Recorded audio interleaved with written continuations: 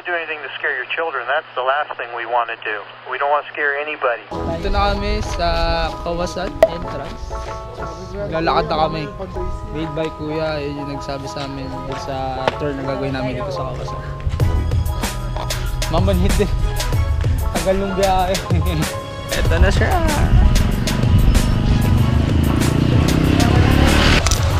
So, update lang. Anong nangyari pala? Tinuloy-tuloy na yung from Oslo to Kawasan na talaga. Maayos kasi convenient naman. Oo, yun. Okay na rin yun. Pero nagulat lang ako. Parang nag-restart na naman yung isip ko. Kasi sobrang tagal ng ano eh. Paano to? Sobrang tagal ng biyahe. Kaya 233 na kami each from Oslo to direkta ng Kawasan. Kasi kumbaga, konti na lang ulit yung price na idadagdag nila. And mas convenient and mas ano siya sa time.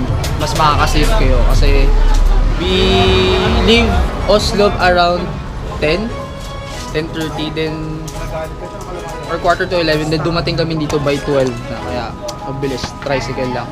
Tapos presko pa siya. Ayun lang, kaya prepared na kami for canyoneering and makikita namin yung Kawasan Falls. So, here. Ganon. Ano yung number ko ma'am para... Sabi yung ganon. Alright.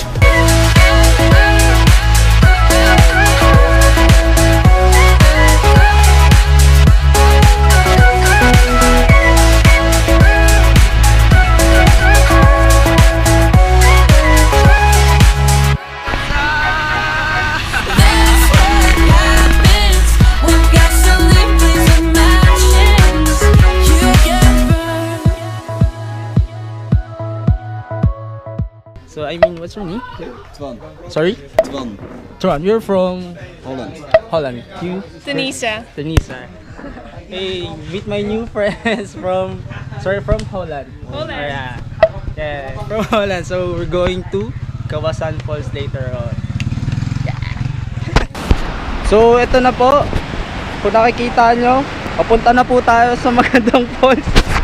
At naka-aqua shoes po kami, ako ngayon, kaya medyo delikado ang daanan papuntang Kawasan Falls kasi sobrang dulas.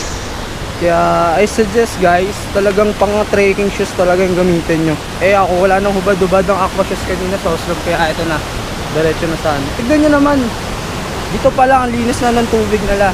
Parang nangyari sa akin, Kuya Kim. Ang matang lawin.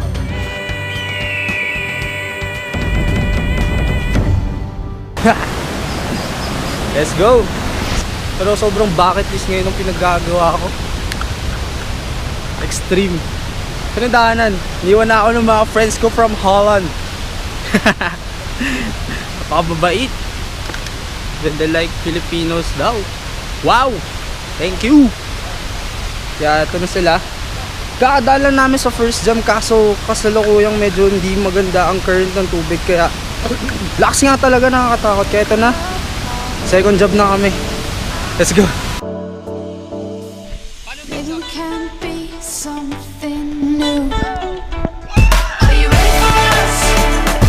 'Cause I'm ready for you. Are you ready for us? We can be something new. Are you ready for us? 'Cause I'm ready for you. Are you ready for us? To be something new.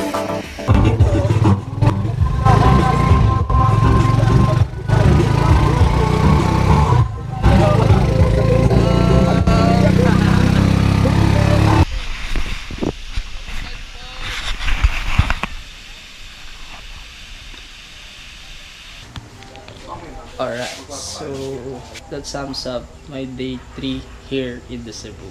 Sobrang extreme nung nangyari sa trip ngayon for today. And yun nga, update lang, nandito pa rin kami sa place nung sa bandang Kawasan. Kasi naghintay na kami nung bus na dumadaan going back to Cebu na. Well, it would take us from 3 to 4 hours ulit na travel time. Pabalik dun sa place talaga na tinitira namin. Kaya, yun si Adam. Napagod si Adam. Pagod. Kaya napagod sobra. Pero sobrang worth it lahat ng mga puyat. Lalo na yung puyat, sobrang kahit wala na kami tulog. Worth it dun pa lang sa Oslo. Kung makikita nyo ng wheel shark, talagang sobrang kapunta-punta talaga. Kaya Next script. Ano ba next script? Next script na to, papahinga muna ako. Pero baka, tatry ko na siya edit ngayon. Edit na natin yan. Try ko na i-edit yan para makita nyo na kung gaano kalupit yung vlog ko dito sa Cebu. I'm going to have 2 vlogs for this trip. Kaya, kung sinipag nga, edit ko na siya, then upload ko na agad by this week. Alright? Stay tuned. So today is a date 4 of our Cebu trip. Pero today, we had just decided na rest day lang muna kami. Pahinga kasi kahapon nag-Oslob Kawasan kami. And ang original plan talaga kasi namin is pagkatapos ng Oslob Kawasan, kinabukasan for namin bantayan na sa main Kamsawi, itingnan natin. Pero yun nga, nangyari kasi hindi kami natulog para sa in preparation for Oslob, masyado palang extreme yung nangyari sa amin. Kaya ito kami ngayon, so kasat-sat yung katawan, then pahinga na lang muna. Then later on, siguro papakita ko sa inyo kung ano yung mga gagawin namin. Tamang pasyal or kain. Pero update lang din, medyo tumatagilid na po ang ating mga budget. Kaya medyo tagtipid lalo. Kaya Starbucks pa kasi nung mga day 2. Kaya hanap kami sa around the area ng mga masasarap na kakainan. Kaya yan, nakikita nyo si Adam gumagawa ng paraan para magkapera. Gumagawa ng paraan para magkapera. Nag-ano siya, nagkakamparag.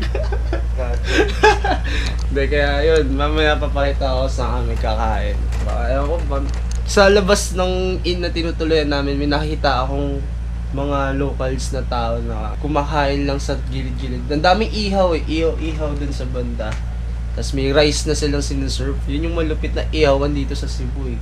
Ihaw na, tapos syempre masarap sa mga Pinoy, masarap pag may kasamang kanin. Kaya ang ganda ng idea ng ginawa nila ate. Kaya mamaya susubukan ko siya itatry. Or kung hindi, maghahanap pa kami ng tipid na mga bibilian ng mga pagkain na for sure na masasarap. Kaya, see you later.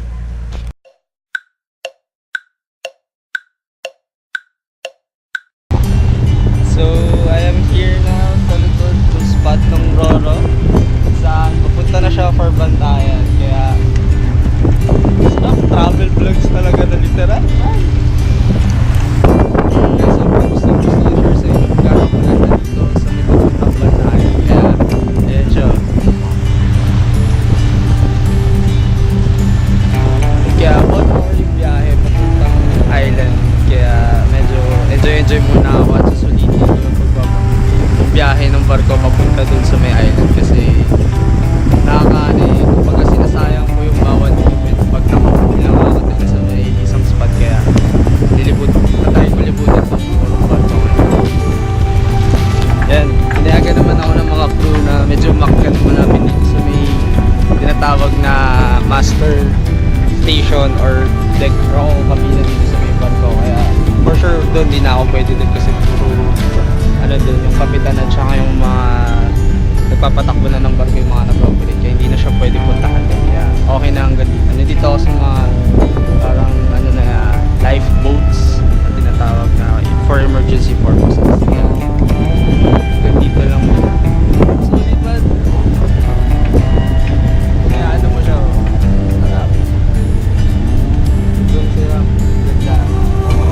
sulit ng bayad dito. So, try nyo muna makakapag-unwind kayo kahit pa paano. Let's go!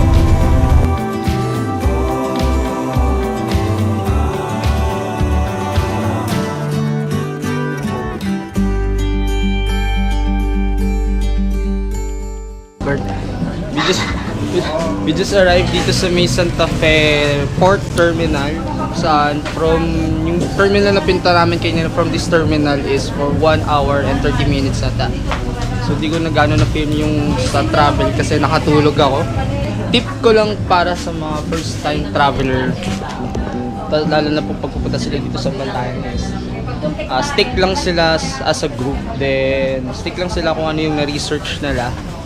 Kung ano yung na-research nila about sa internet, about sa bantayan. Kasi, pagbaba nyo ng port, maraming locals na agad na mag-o-offer ng mga services na sa inyo with a higher price. Pero, if you guys naman want na parang mas mapabilis yung travel nila papunta dun sa destination na pupunta nila dito sa island, pwede naman sila magtanong-tanong muna kung sino yung may pinakamababang offer. Kasi for sure guys, pag alam nilang first time traveler sila, sobrang taas agad ng offer na sobrang taas agad ng service fee na sasabihin nila sa inyo. Like, katulad sa amin kanina, pagbaba namin napera na agad na namin ng tricycle, which is una 50 pesos each.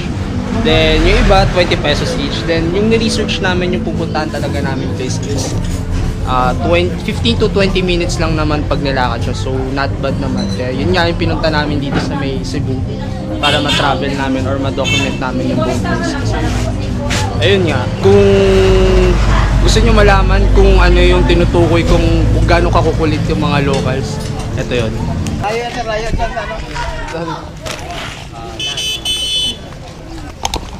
Yun, kung nakita nyo, ganun yun yung mga lalapit sa inyo pag unang dating nyo dito sa Santa Fe. Kaya stick lang sila sa kung ano yung mga alam nila. Then pwede naman sila magtanong gaya ng sabi ko kanina. Pero yung mga ganun siguro, kasi sila yung talagang gusto pumiga ng mga pera.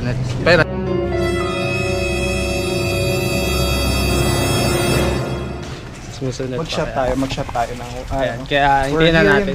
Or stick lang sila. Wala pa kuya, mag-ano lang kami, mag-stroll lang. Hindi. Uwi din kami mamaya kaya mag-iikot lang po. Kaya yung mga Hindi po. dito susundan talaga natin. Hindi po. Salamat kuya. Kaya talagang ni-stroll namin yung mga bayan dito kasi yung sinuggest nila ate doon sa Karindota. Santa Fe Bantayan. Kasi sila talagang mas concerned sila sa amin na kanya, ingatan din nila kahit pa paano yung image ng island, kaya ganun sila mag-focus sa atin.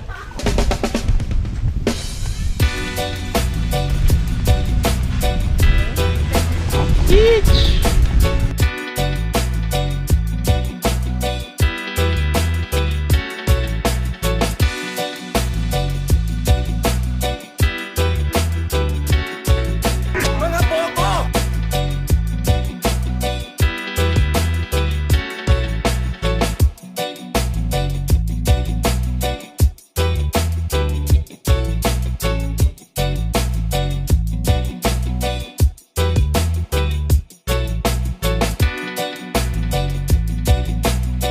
So, ito na. Sakto din kasi nag-low tide ngayon sa beach ng Okpong. Kaya, masarap tingnan. Hindi niyang ka-low tide. Pero nakita ko kasi itong mga bata na to. Na-curious lang ako. Sabi ni kuya na nandun kanina, may hinuhuli daw silang parang isda. So, ayan sila. So, pupuntahan ko sila ngayon. Tatanong ko ano yung hinuhuli nila. Ano yung tsura ng isda? Ano yung hinuhuli yan? Kamay lang? Tali. Tali kayo. Tapos, may hipain. Ito. Tabang ako ulihin mo Magkano nyo binibenta yan? Magkano nyo binibenta? Kaway naman kayo. Video yan. Kaway. Yan. Ganda dito sa lugar nyo Magkano nyo binibenta yan? Kinakain nyo na agad. Luto muna, syempre. Paano nyo inuhuli? Paano nyo inuhuli? Ha? Tingin? Ano to? Okay. Ito yung pain nyo? Ha? Ito yung pain nyo? Okay, kala ko inuhuli nyo ng kamay lang. Kamay ang pusi.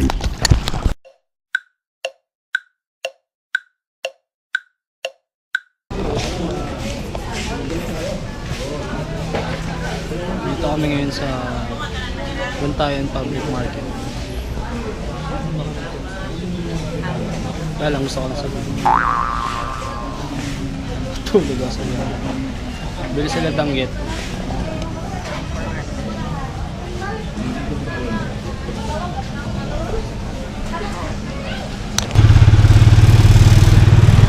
Hello. Ito ngayon sa papunta na kaming port. Galing kaming Bantayan. Kailangan mapunta namin yung biyahe 4 p.m. or 4:30 para makapunta at Cebu. Sasakay naman kami ng buses. Ngayon kasalukuyang nakasakay kami sa tinatawag nilang motorela or rela dito sa Bantayan. Yung town hall na lang. Parang small town lang talaga sila dito. Province style na province town. Abot na pagod. Mga pagod. Kaya lang, gusto ko na mag-vlog. Pandagdag lang, panghaba lang ha. Tapos, yun lang. Ito lang siya. Maka-upload lang to, okay na. Bahala na.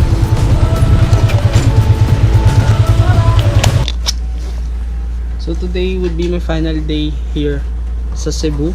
Then bago ako umalis sa Cebu, kasi later pa naman yung flight ko, mga 7 p.m. pa naman. And for this time kasi is currently 1:30 p.m. pa, kaya meron muna akong mga kikitain bago ako umalis dito sa Cebu. Ito sila. Maayong hapon!